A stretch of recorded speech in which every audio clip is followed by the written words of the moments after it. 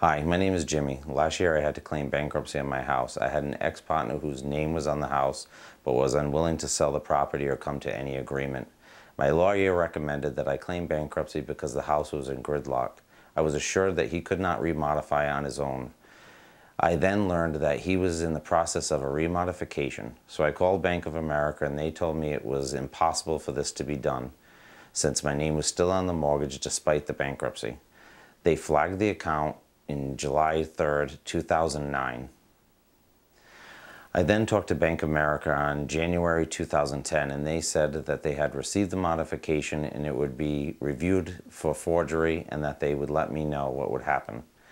I hadn't heard from anyone until June 4th, 2010. I received documents that showed he had forged the remodification under the area where I would have had to sign my name.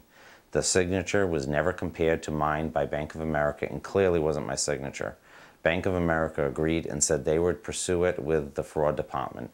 I pursued this because I was getting statements from the bank showing he received the modification.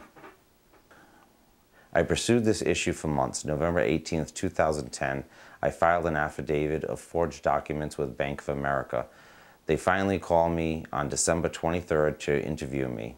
That lasted for about 5 minutes, but the bank stated that it was definitely a forgery and that they were contacting him right after they contacted me. Since then, I've been calling the fraud department pretty much weekly, sometimes daily, without response back. During this process, they got back to me once and stated that she didn't know what was going to happen next. I was furious at this point and the lack of customer service and follow-up that I was given considering the severity of this crime that was committed.